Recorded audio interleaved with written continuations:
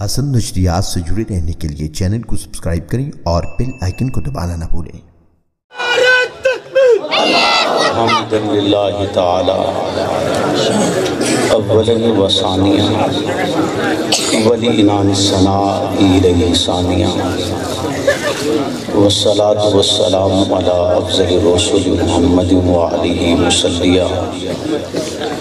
محمد وآلہ مسلیہ فی حلوت الصلوات مجلیہ ومسلیہ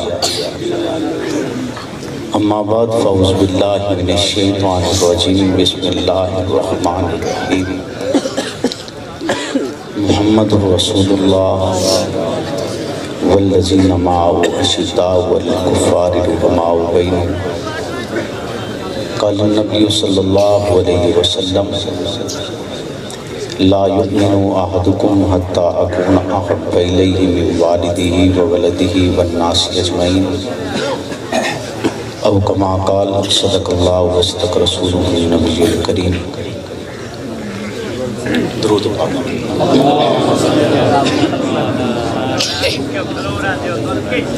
اللہم صلی علی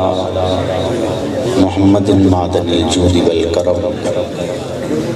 منبع الحلم والحکم وآلہ وسلم۔ محمد سے پیار کرتے ہیں تیرا احسان ہے مولا، ہماری بخشش کا بس یہی سامان ہے مولا۔ درِ شاہ مدینہ چھوڑ دیں جنت کے بدلے، یہ سودا ہم نہیں کرتے ہمیں نقصان ہے مولا۔ تیرے باغی تیرے شاتم بشر اچھے نہیں لگتے،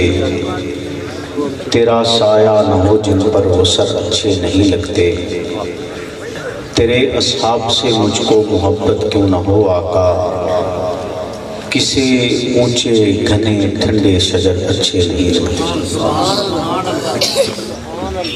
غرور ٹوٹ گیا کوئی مرتبہ نہ ملا، غرور ٹوٹ گیا کوئی مرتبہ نہ ملا، ستم کے بعد بھی حاصل جفا نہ ملا۔ سر حسین ملا ہے یزید کو لیکن، سر حسین ملا ہے یزید کو لیکن، شکست یہ ہوئی کہ جھکا ہوا نہ ملا۔ میرے واجب الاحترام دوستو، بزرگوں، مہمان خصوصی محترم حضرت مفتی سید ارشد الحسینی دامت برکاتہم العالیہ، مہمان خصوصی محترم علامہ ظہیر احمد ظہیر صاحب، صدر جلسہ علامہ عبدالرحمن عثمانی صاحب، اور آج کی اس پروگرام کے منتظم مولانا رحمت اللہ صاحب، اقبال میرالی صاحب، اور تمام میرالی برادران اور ان کی تمام برادری جنہوں نے آج کی پرکار محفل منعقد کی، اور آپ کے ہاں آپ کی اس بستی میں آ کر اللہ رب العزت کی توفیق کے ساتھ مرشد کا پیغام آپ تک پہنچانے کی توفیق عطا فرمائے۔ امیر عظیمت علامہ حق نواز جنوی شہید رحمت اللہ علیہ، چونکہ آپ حضرات کے سامنے ان کی زندگی کا ایک پہلو ہے،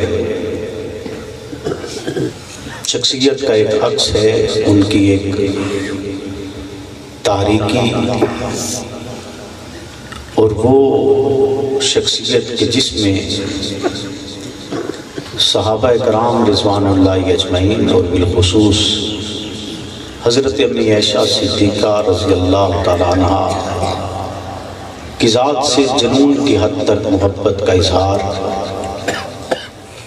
لیکن ان کی زندگی کے اور بھی بہت سے پہلو ہیں۔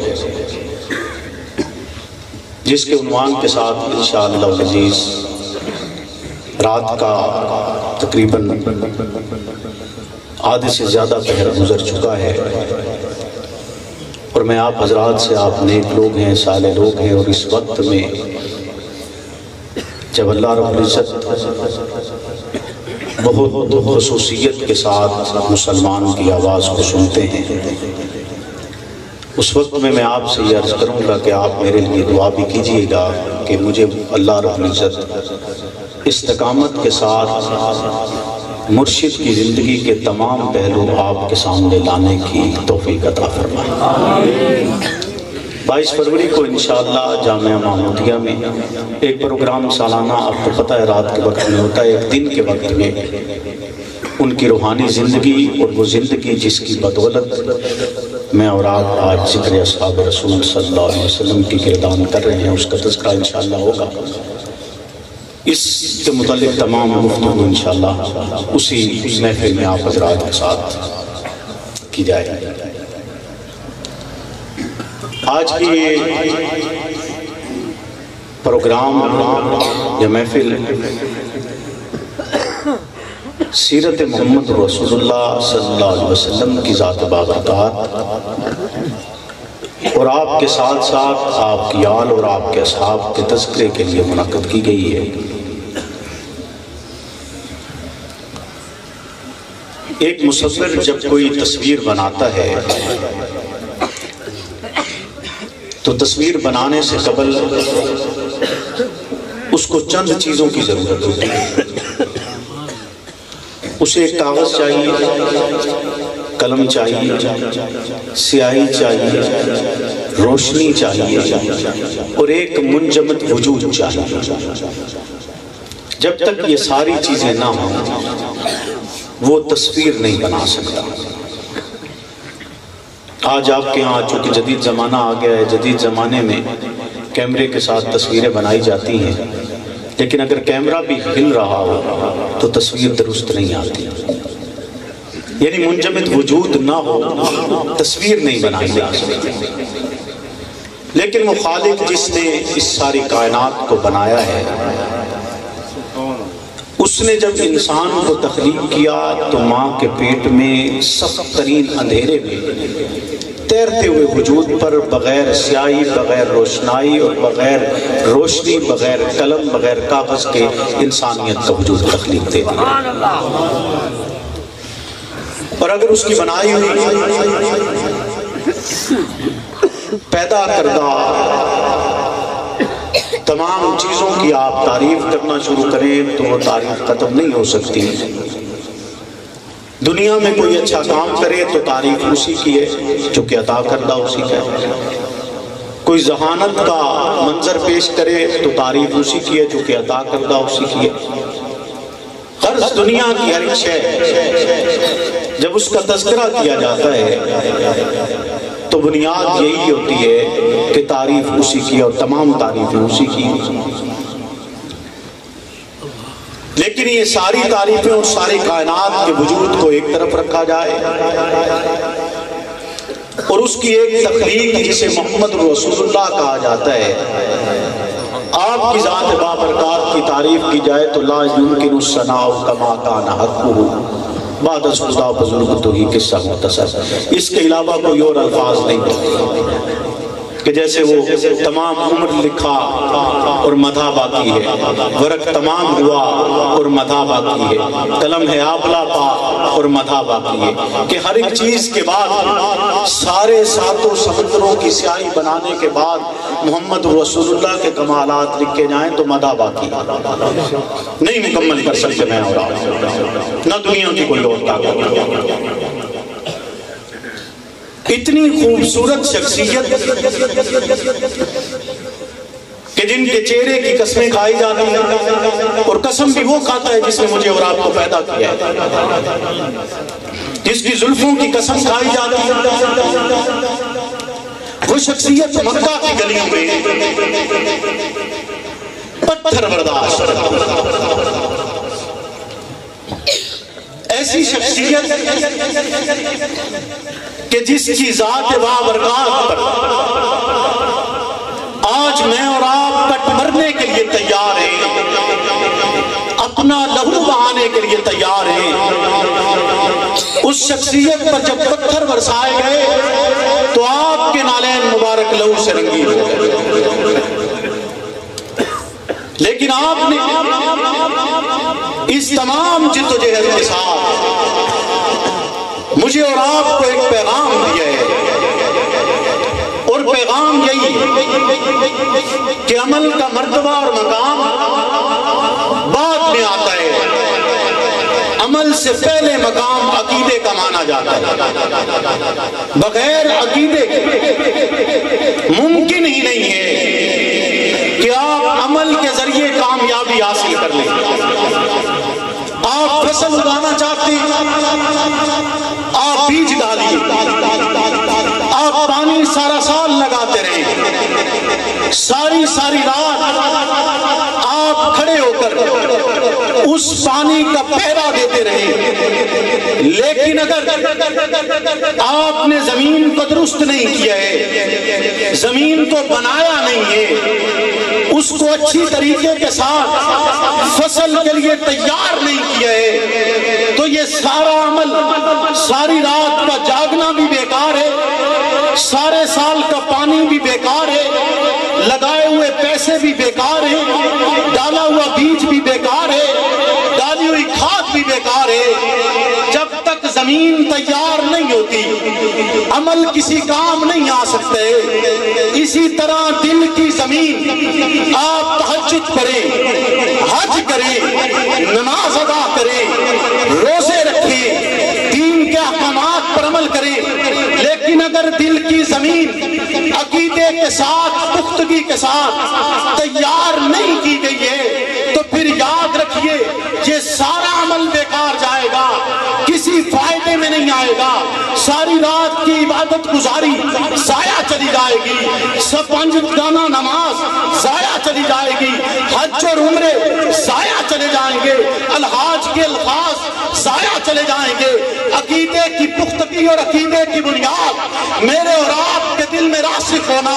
ضروری ہے۔ جب تک عقیدہ مضبوط نہیں ہوتا ہے، عقیدے کی زمین نہیں بنتی ہے، دل میں عقیدہ راسخ نہیں ہوتا ہے، یاد رکھیے ممکن نہیں ہے کہ میں اور آپ اپنے عمل کے ذریعے اپنے پروردگار کو راضی کر لیں گے، اور عقیدے کی پختگی کے لیے نہ قول میرا چل سکتا ہے، عقیدے کی پختگی کے لیے نہ قول ظہیر صاحب کا چل سکتا ہے، عقیدے کی پختگی کے لیے نہ قول مفتی صاحب کا چل سکتا ہے، عقیدے کی پختگی کے لیے شیخ الحدیث کی بات نہیں، عالم کی بات نہیں ہے، فقیہ کی بات نہیں ہے۔ میں آپ کو کسی دروازے پر لے جا کر آپ کی ذات کو متنازع نہیں بناتا ہوں کہ آپ میں فلاں مولوی صاحب کی بات کریں گے تو فلاں مولوی صاحب فلاں مسلک سے تعلق رکھتے ہیں، اس کی بات کرتے ہیں، وہ اس مسلک سے تعلق رکھتے ہیں۔ آج مسلک کی تقسیم سے باہر نکل کر، فرقوں کی تقسیم سے باہر نکل کر، مذہب کی تقسیم سے باہر نکل کر کسی مفتی کی بات نہیں کرتے،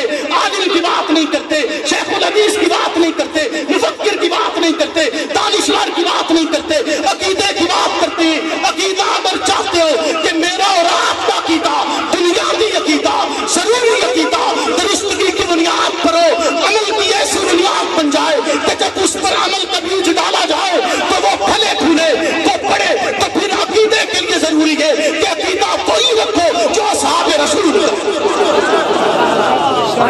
میں کہوں ماننے کی ضرورت نہیں ہے، مفتی صاحب کہیں ماننے کی ضرورت نہیں ہے، ماننا وہی ہے جو محمد رسول اللہ کے اصحاب نے بتلایا، جو کہ عقیدہ وہی ہے،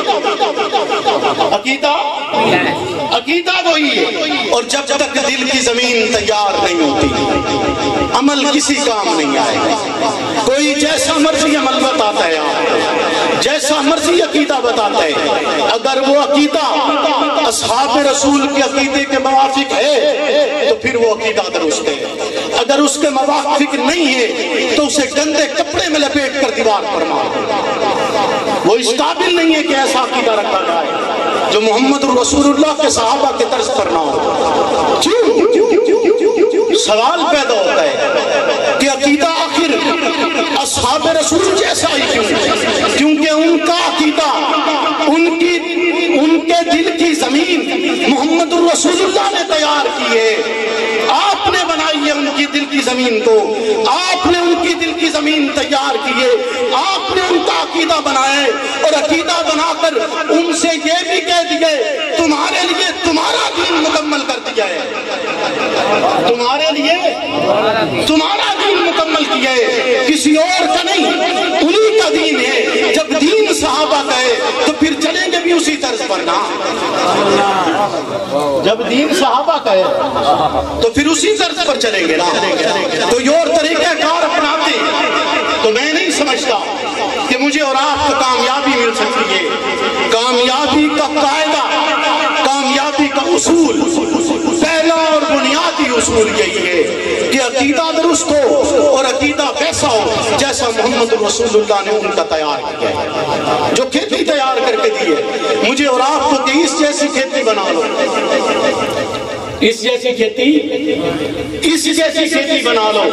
آج کسے بڈیرے دی زمین چنگی بنی ہوئی ہوگی، فصل چنگی ہوگی، اساں تساں پوچھنے ہیں کہ بھائی کھاد کتھوں لے گئی، بی کتھوں لے گئی، سپرے کیڑا استعمال کیتے، پانی کس کس ٹائم لینا ہے، ایدہ طریقہ کار کیے، ایدی زمین کی میں بنائی ہے، رونی کی میں کیتی ہے، سانو پتہ لگے تاکہ اساں بھی اپنی زمین ہی جو جائی بنا بھی۔ انجھے گل ہے یا نہیں ہے؟ یہ گل ہے نا، تو پھر عقیدہ بھی وہ ضروری ہے جیڑا محمد رسول اللہ دے صحابہ اور وہ مقدس نفوس کہ آپ آسمان پر دیکھیں تو ستارے، زمین پر دیکھیں تو ہدایت کے مینارے، قرآن میں دیکھیں تو قرآن کے سپارے، جو محمد رسول اللہ کے ساتھ ہیں وہ سارے ہمارے، جو محمد رسول اللہ کے ساتھ ہیں وہ سارے ہمارے، اور وہ تمام مشقتیں برداشت کرنے کے بعد کائنات کی حسین ترین شخصیت، کائنات کی اعلیٰ ترین شخصیت، کائنات کی عرفہ ترین ذات، ایسی ذات کہ جس کی تعریف اور مدح میرے اور آپ کے بس میں نہیں ہے، ایسی ذات جس کی زلفوں کی قسم رب کائنات کھاتے ہیں، جس کے چہرے کی قسم میرا اور آپ کا پروردگار، میرا اور آپ کا خالق اٹھاتے، وہ ذات تمام تر قربانیوں کے باوجود، تمام تر مشقتوں کے باوجود، کانٹے برداشت کرنے کے باوجود، پتھر برداشت کرنے کے باوجود، مکہ مکرمہ سے، اس مقدس زمین سے جس زمین پر آپ کی پیدائش ہوئی، جس زمین پر آپ نے زندگی کے 53 سال گزارے ہیں، جس زمین پر آپ کے آباء و اجداد کی نشانیاں موجود تھی، وہی زمین جس پر آپ کی پیدائش ہوتی ہے، آپ کے دادا خوش ہوتے ہیں، خوشی کے عالم میں وہ دعوت کا اہتمام کرتے ہیں، اسی زمین کی بات کر رہا ہوں جس زمین پر آپ کا چچا آپ کی پیدائش کی خوشی سن کر اپنی لونی کو آزاد کر دیتے، اسی زمین کی بات کر رہا ہوں جس پر آپ کا نام محمد رکھا جاتا ہے کہ ایسا شخص جیسا نام کائنات میں اس سے پہلے آدم علیہ السلام تک کسی کا نہیں رکھا گیا ہے، ایسا نام رکھا جاتا ہے کہ جس کے لفظوں کا معنی یہی بنتا ہے کہ جس کی تعریف کیے جاؤ، کرتے کرتے تھکتا نہیں ہے انسان، وہ ذات بابرکات جس زمین پر پیدا ہوتی ہے، جس پر اپنی زندگی گزارتی ہے، اپنی زندگی کے 40 سالہ دور کے بعد وہ اپنے کردار کو اسی قوم کے سامنے پیش کرتے، اپنے کردار کی پختگی کے ساتھ، اپنے کردار کی سچائی کے ساتھ، اپنے کردار کی دیانت کے ساتھ، اپنے کردار کی صداقت کے ساتھ اپنی قوم کے سامنے پیش کرتے، پھر ان سے کہتی ہے لا الہ الا اللہ، جب آپ میں پتھر برستے ہیں، جب آپ میں گالیاں دی جاتی ہیں، جب آپ میں مغلظات کا طوفان برپا ہوتے، جب آپ میں قتل کی سازش کی جاتی ہے، جب آپ میں مکہ سے ہجرت کرنے پر مجبور کیا جاتا ہے، اور وہ محمد رسول اللہ اپنے رفقائے کار کے ساتھ مکہ چھوڑتے ہیں، اور مکہ چھوڑتے ہوئے الفاظ یہی ہیں کہ بیت اللہ تیرے اندر رہنے کا دل کرتے ہیں، لیکن تیرے اندر رہنے والے مجھے رہنے نہیں دیتے، وہ مکہ چھوڑ کر مدینہ ہجرت کرتے ہیں، مدینہ ہجرت کرنے کے بعد اپنے رفقا کے ساتھ تمام مشکلات کو برداشت کرتے ہوئے وہ رفقا جنہوں نے کلمہ نہیں بدلا، وہ رفقا جو تقدیر ریت پر لٹائے گئے، لا الہ نہیں بدلے، جن کے جسم کی چربی کے ساتھ کوئلے بجھائے گئے، لا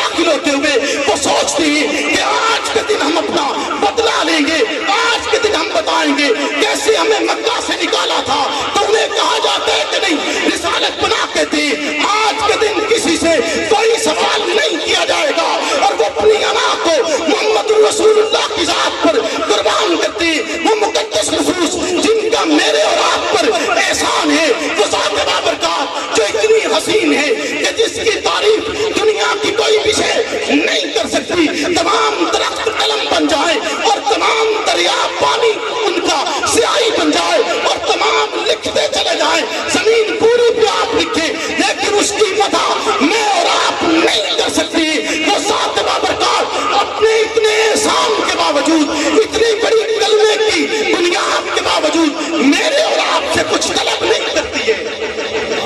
میرے اور آپ سے کوئی اجر نہیں مانگتی، میرے اور آپ سے کوئی اجر، تمام تر مشقت کے باوجود اجر طلب نہیں کرتی۔ اللہ حکم کرتے ہیں کہ قُل لَا أَسْأَلُكُمْ عَلَيْهِ أَجْرًا، ان سے کہہ دیجئے میں تم سے کوئی اجر طلب نہیں کرتا۔ قُل لَا أَسْأَلُكُمْ عَلَيْهِ أَجْرًا، کہہ دیجئے ان سے تم سے کوئی اجر طلب نہیں کرتا، إِلَّا الْمَوَدَّةَ فِي الْقُرْبَى، مگر میرے آل بیت کی محبت، مگر میرے آل بیت کی محبت، کچھ اور طلب نہیں کیا، تمام تر مشقت کے بعد اور کچھ طلب نہیں کیا، طلب کیا ہے تو کیا، وہ بھی رب نے حکم کیا ہے کہ ان سے کہہ دیجئے قُل لَا أَسْأَلُكُمْ عَلَيْهِ أَجْرًا، کچھ اور طلب نہیں کرتا، إِلَّا الْمَوَدَّةَ فِي الْقُرْبَى،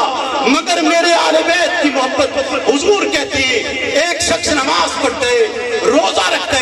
اور وہ اس حال میں میرے رب کی بارگاہ میں پیش ہوگا کہ اس کے دل میں آل بیت کی نفرت ہو، وہ جنت میں نہیں جائے گا، جہنم میں جائے گا،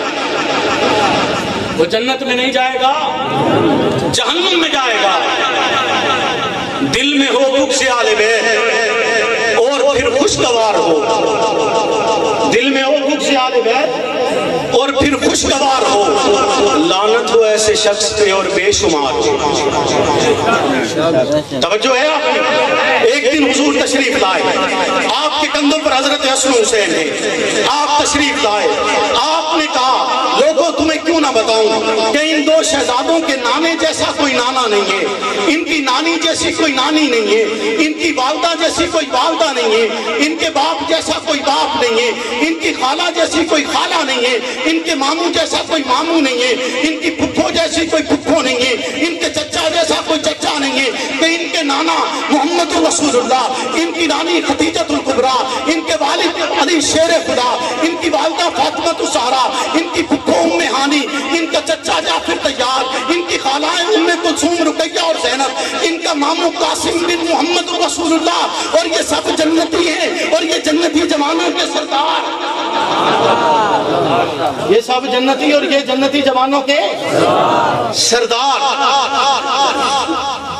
آل بیت کی محبت میرے اور آپ کے ایمان کا حصہ ہے، بجوز اس کے ممکن نہیں ہے کہ میں اور آپ کامیاب ہو سکیں، چونکہ قرآن کا حکم ہے، نصیحت ہے کہ قُل لَا أَسْأَلُكُمْ عَلَيْهِ أَجْرًا إِلَّا الْمَوَدَّةَ فِي الْقُرْبَى، اگر محمد رسول اللہ کا احسان اتارنا ہے تو پھر احسان اترے گا کیسے؟ اترے گا کیسے؟ ایسے ہی اترے گا جب آپ اہل بیت کی محبت رکھیں گے۔ ایک شخص مدینہ کی زمین پر آیا،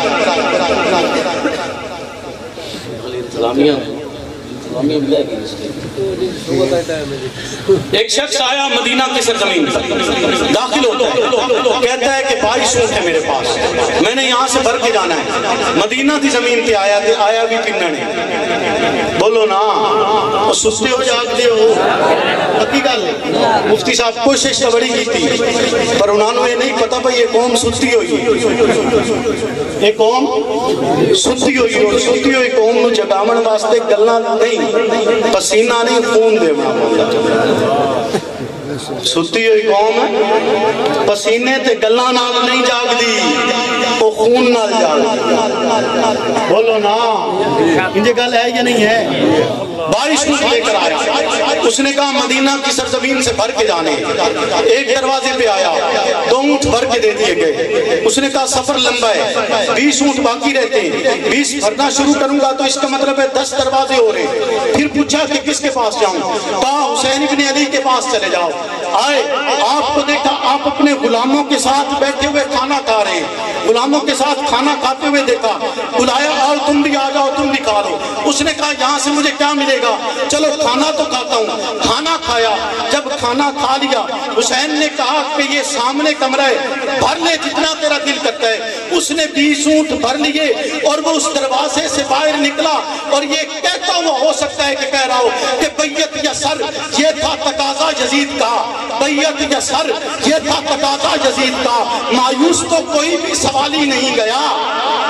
مایوس تو کوئی بھی سوالی نہیں گیا، بیعت نہ کی سر دے دیا حسین نے، اس در سے تو یزید بھی خالی نہیں گیا، اس در سے تو یزید بھی خالی نہیں گیا۔ وہ حسین ابن علی، اور ان کے لیے مجھے اور آپ کو اور اس خاندان کے لیے اور آل بیت کے لیے مجھے اور آپ کو ایک کلیہ سمجھایا گیا ہے، ایک نقطہ بتلایا گیا ہے، اور وہ نقطے کے لیے لفظ ہم استعمال کرتے ہیں اپنی زبان میں، پاک کا لفظ استعمال کرتے ہیں۔ پاک کا لفظ ان آل بیت کے لیے استعمال کیا جاتا ہے اور اس کا مفہوم بھی یہی سمجھا جاتا ہے کہ آل بیت کے لیے پاک کا لفظ استعمال ہو رہا ہے آیت تطہیر کا مصداق سمجھتے ہوئے، آیت تطہیر کی تشریح سمجھتے ہوئے، آیت تطہیر کا معنی سمجھتے ہوئے، آیت تطہیر کا مفہوم سمجھتے ہوئے کہ وہاں جب اللہ طہارت عطا کرتا ہے تو طہارت کا معنی پاکی سمجھا جاتا ہے، جس کو عربی زبان میں ایک اور لفظ کے ساتھ یاد رکھا جاتا ہے اور اس لفظ کے لیے لفظ استعمال ہوتا ہے طیب کا۔ جب معصوم بچہ پیدا ہوتا ہے اور پیدا ہونے کے بعد وہ تھوڑا سا بولنا شروع کرتا ہے تو اس کو ماں سکھاتی ہے، اس کو باپ سکھاتا ہے، اس کو استاد سکھاتا ہے، اسے قاری سکھاتا ہے، اسے حافظ سکھاتا ہے، اسے خاندان کا وڈیرا سکھاتا ہے کہ الفاظ تو نے ادا کرنے، کیا الفاظ ادا کرنے، الفاظ کے ادا کرنے کہ جب تو نے کلمہ پڑھنے تو کلمہ پڑھنے سے پہلے تو نے یہ کہنا ہے کہ پہلا کلمہ طیب اور طیب میں نے پاک، پہلا کلمہ آخری بات حضرت طیب میں نے۔ مفتی صاحب کو جو کہ اس بات کا اندازہ ہے کہ میں کہاں جا رہا ہوں، علی صاحب توجہ کیجئے گا، آخری بات آپ سے عرض کر رہا ہوں لیکن اس کے بعد آپ کوشش کریں کہ آپ کی توجہ میری طرف۔ کہتے ہیں سونے سے آدھا گھنٹہ پہلے جو ذہن ہوتا ہے وہ ہر چیز قبول کر لیتا ہے۔ میں امید کرتا ہوں کہ میری یہ بات آپ یہاں سے قبول کر کے جائے گا، توجہ ہے آپ پکی بات؟ یہ بات آگے کروں یا یہی بات کر دوں؟ بولی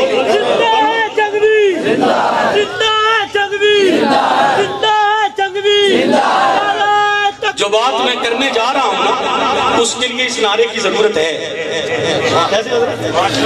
اس کے لیے اس نعرے کی ضرورت ہے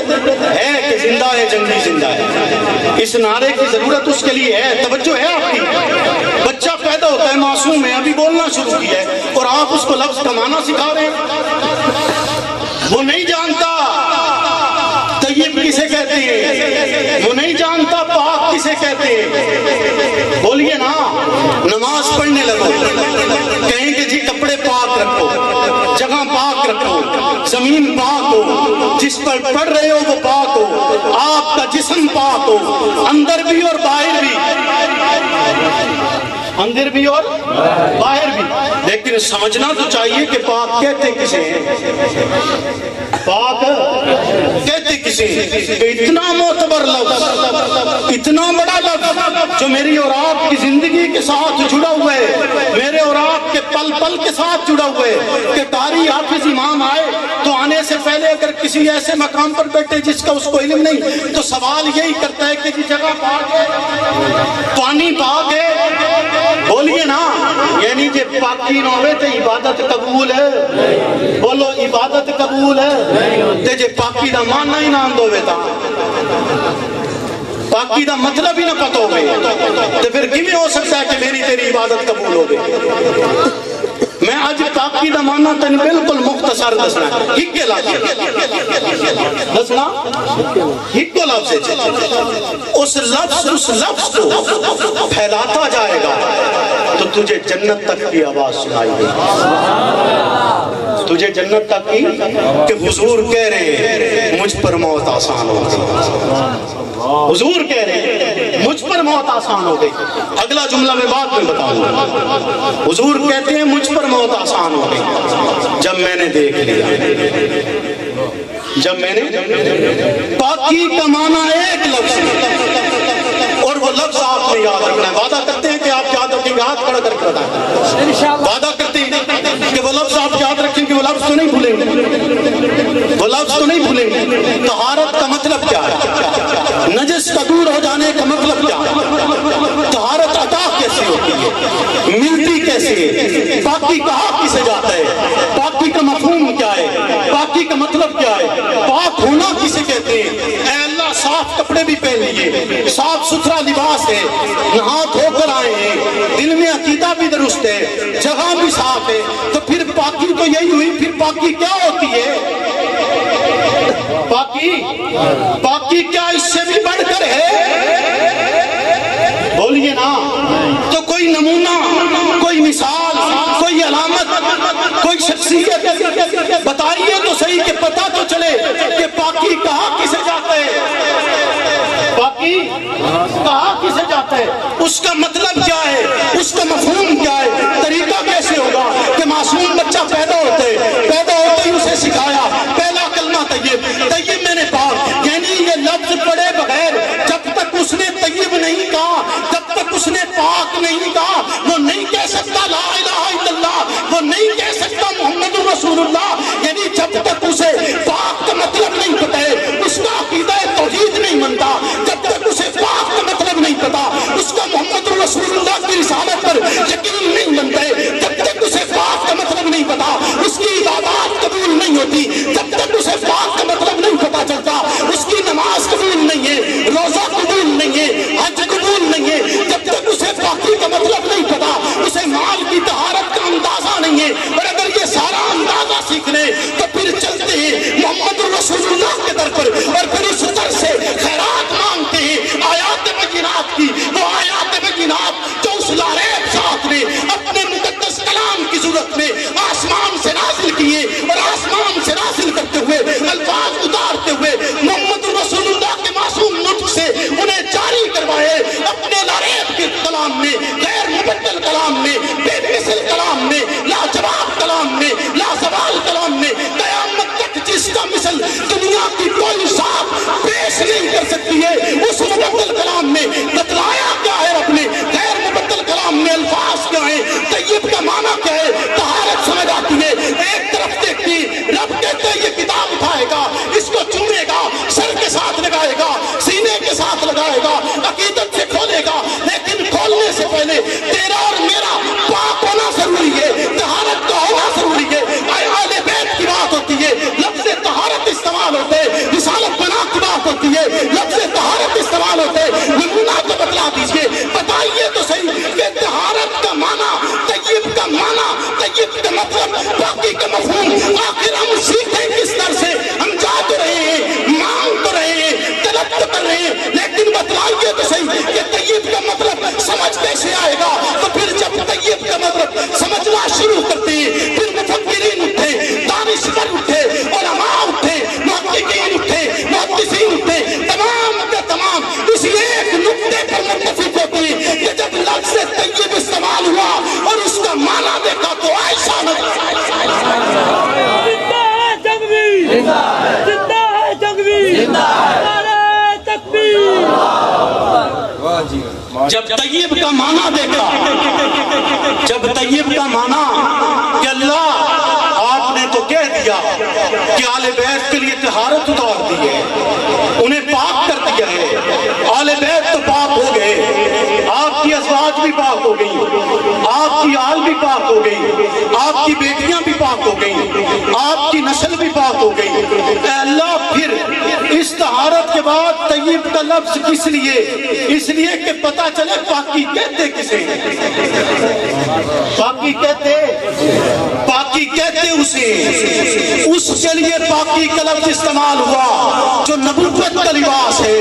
اس کے لیے پاکی کا لفظ استعمال ہوا جو نبوت کی دستار ہے، اس کے لیے پاکی کا لفظ استعمال ہوا جو نبوت کا حرم ہے، اس کے لیے پاکی کا لفظ استعمال ہوا جو نبوت کا گھرانہ ہے، اس کے لیے پاکی کا لفظ استعمال ہوا جس کے بستر پر قرآن اترتے، اس کے لیے پاکی کا لفظ استعمال ہوا جس کے لیے جبریل سلام لاتے، اس کے لیے پاکی کا لفظ استعمال ہوا جس سے دین کا 1/3 حصہ ملے، اس کے لیے پاکی کا لفظ استعمال ہوا جس کے دروازے پر صحابہ دست بدستہ خدمت کے لیے کھڑے رہتے ہیں، اس کے لیے پاکی کا لفظ استعمال ہوا جس کے لیے حضور کہتے ہیں کہ عائشہ اپنا سواک چبا کر مجھے عطا کرو، اس کے لیے پاکی کا لفظ استعمال ہوا جس کی گود میں نبوت اس دنیا سے رخصت ہوتی ہے، اس کے لیے پاکی کا لفظ استعمال ہوا جس کے حجرے کو جنت بنایا جاتا ہے، اس کے لیے پاکی کا لفظ استعمال ہوا جس